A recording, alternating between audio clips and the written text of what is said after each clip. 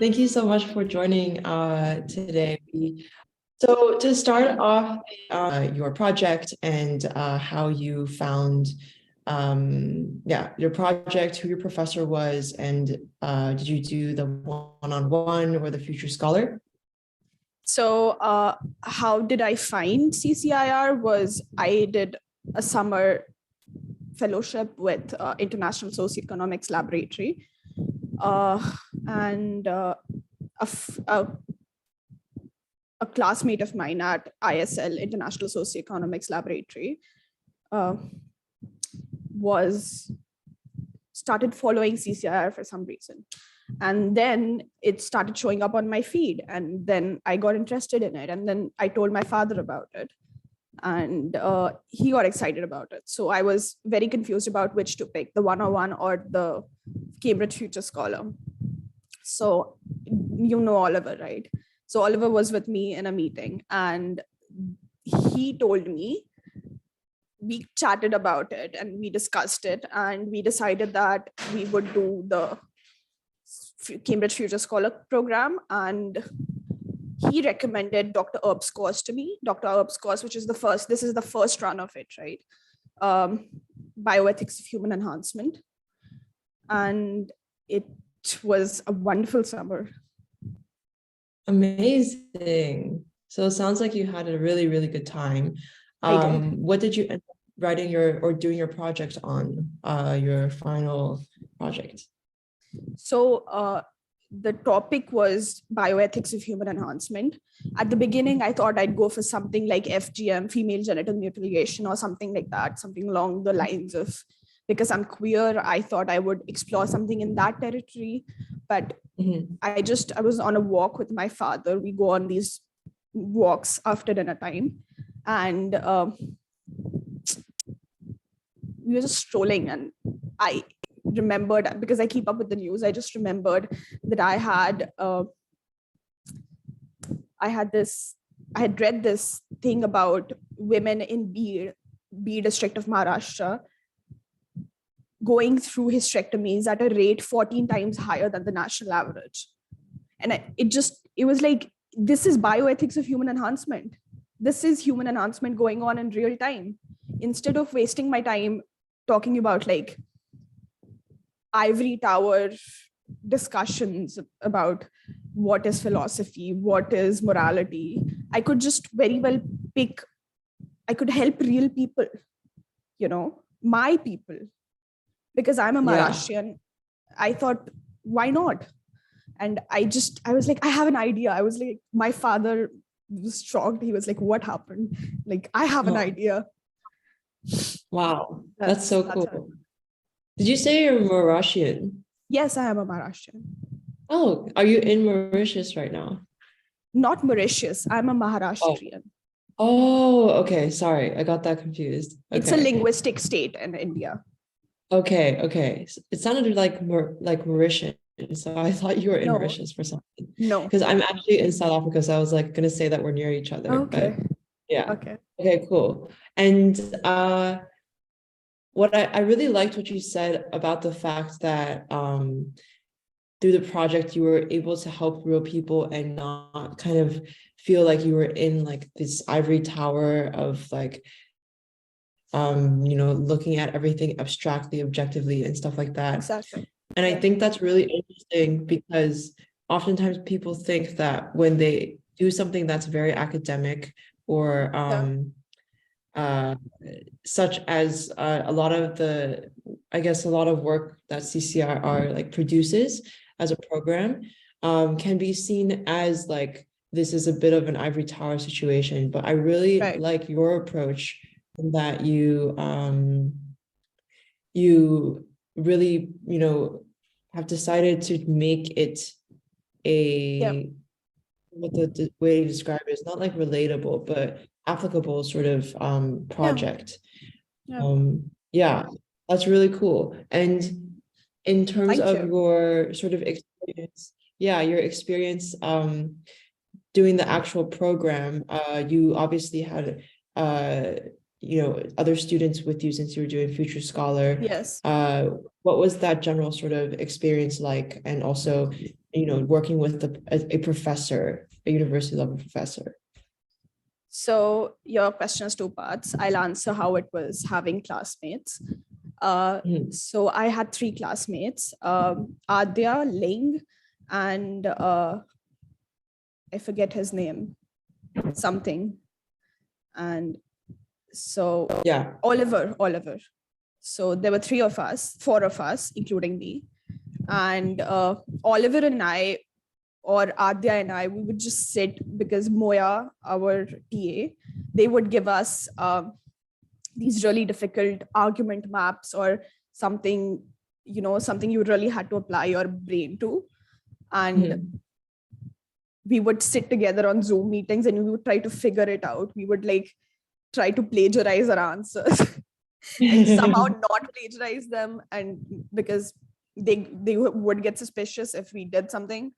So we were trying to figure out a way to do our assignments fully and with the full scope of our abilities and still, be creative about it. So we could do that together. And especially in Dr. Earp's class, he makes it so easy for you to have a conversation with him. He is tremendous. He's wonderful. He is amazing. He opens the door for communication and he lets you in and he talks to you like an adult. He doesn't talk to you as a 17-year-old or an 18-year-old or a high school student. He gives you the full respect he would give or grant an adult. So Dr. Earp's class is a fertile field for discussion and theorization and dialogue. It's very, very cool. It sounds like you also became you developed a good relationship with the students and the professor. Were you at all intimidated by the idea of working with a university level professor, or is this something that you knew that you would be good at? I didn't know I would be good at it. I'd never done it before. I had done the ISL thing, which was International Socioeconomics Laboratory. So we had a lot of professors from Ivy League colleges and Oxbridge coming to teach us, but it was quite a large class and they couldn't pay a lot of attention to every single person. There were 300 of us. And I mean, that explains it. So this was quite different. This was getting to talk to somebody who is a genius and you're looking up to them, but at the same time, you have to look at them in the eye and have the guts to talk to them. So I think the main part of it was Dr. Earp made it so easy for us to talk to him. The youngest in the class, Adya, she would express, I've never seen her hesitating or having second thoughts about her arguments or anything. She would just express herself fully. And she has said that too. And our personal communication, that if the youngest in the class can feel the same as the oldest in the class, then I think you have established some sort of democracy in the class. Definitely. I really love that. Yeah. And it seems like this was a very learning environment is usually. How do you feel like your experience at CCIR will influence how you approach universities when you eventually apply or try and choose where you're trying to study? So I'm going to be 19 this December the 1st. So I took a gap year due to personal reasons. And I applied to universities in UK just a month before this month, in October, I think. The deadlines for Cambridge close in October. So, and having this project, even if it goes unpublished, you can very well make it your bachelor's thesis, if you choose the same subjects. And there's a high likelihood that you would choose the same subjects, because why would you do something you're not interested in? So it logically follows. And so having a recommendation letter from an Ivy League or an Oxbridge professor. Dr. Earp is the senior director at the Gale Hastings program, and he's also a professor at Oxford. So, I mean, 5 stars. Definitely. You want to study and that kind of stuff. Do you feel like this project has highly influenced your sort of direction? Could you rephrase that question? Do you feel like the project you have done with CCIR has determined like what you want to study in university, or what kind of research you want to do and stuff like that?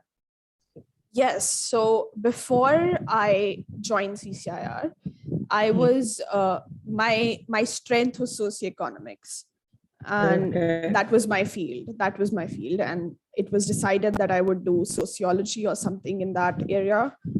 And then I entered this program, and then I found the wonderful world of philosophy and politics, and how the two combine and like form this like beautiful overlapping area.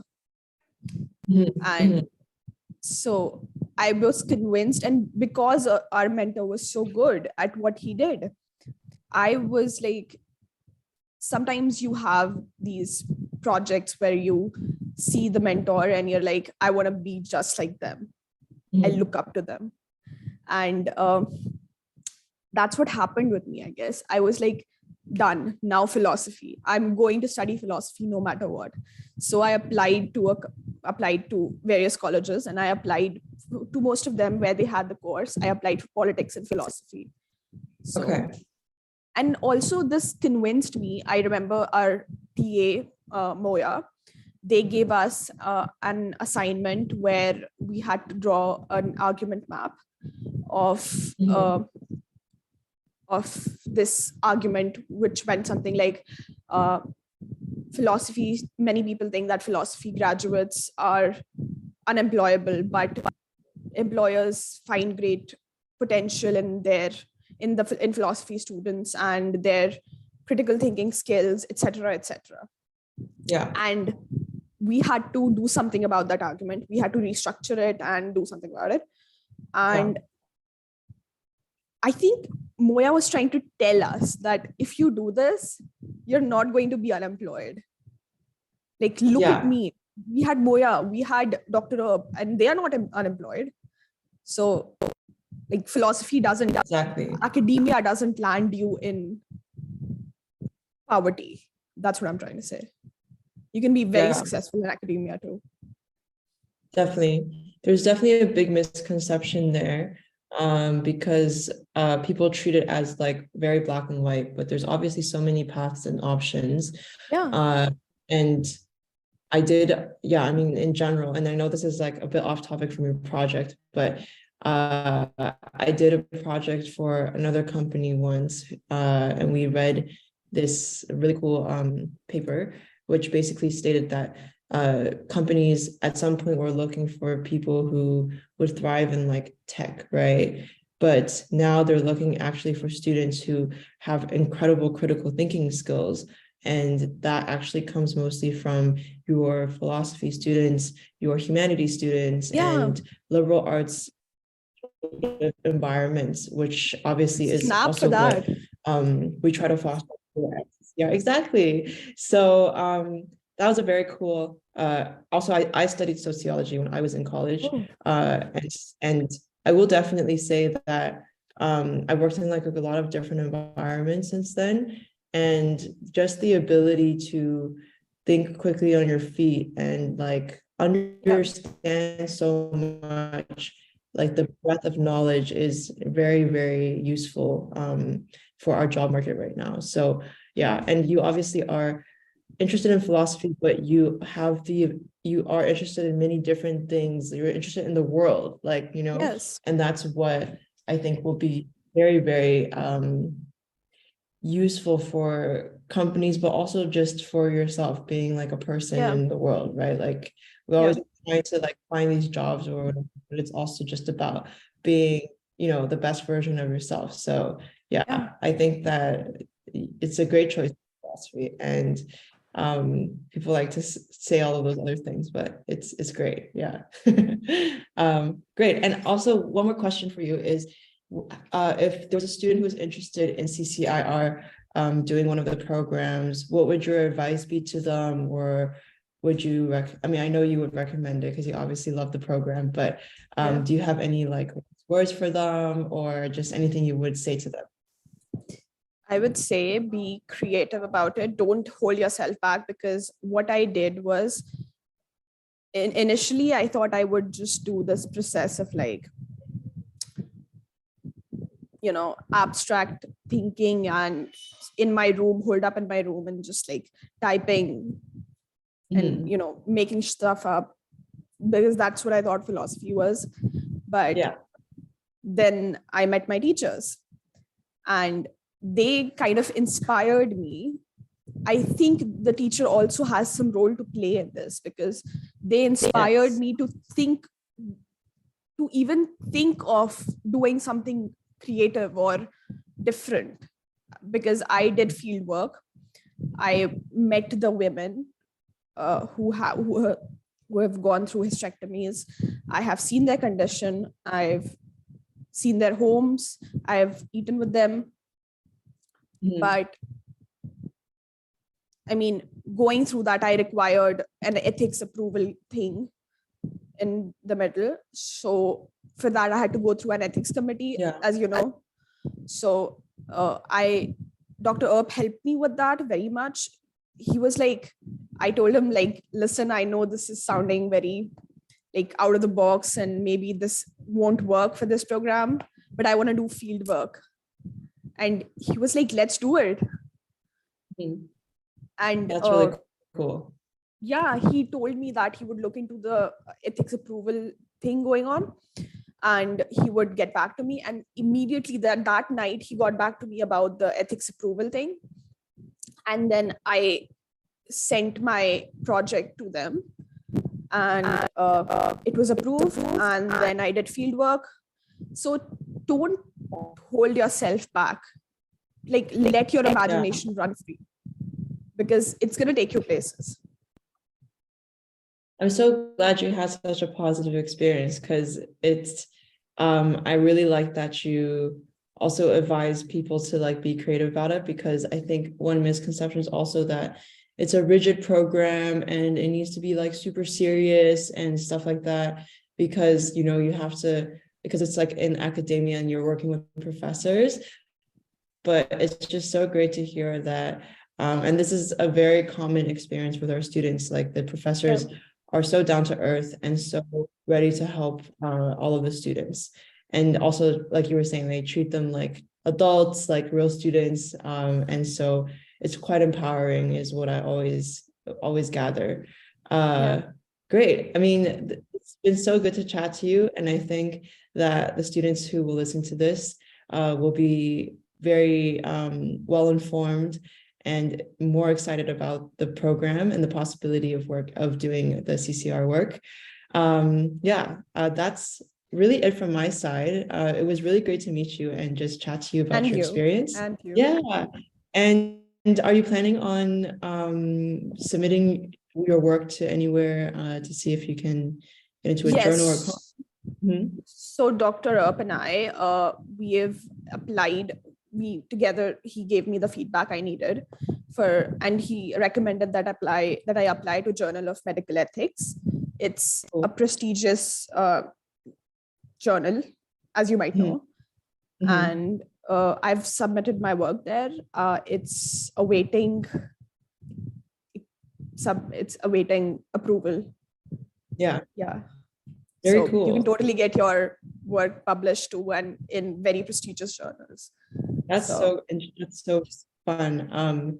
I think that's the most exciting part, is when students submit stuff, because it's just such a cool thing to experience and a great introduction to like what academia will be like. Well, I hope, I definitely, best of luck with the journal sort of entry, but also it was so good to chat to you, and definitely let us know. Yeah, let us know if you get accepted, and we would love to see how it goes. Yeah. Okay, great. Thank you. Thanks for your time. Yeah. No, thank you. Thank you. The pleasure was all mine. Bye. Amazing. Amazing. Have a good day. Bye. And you.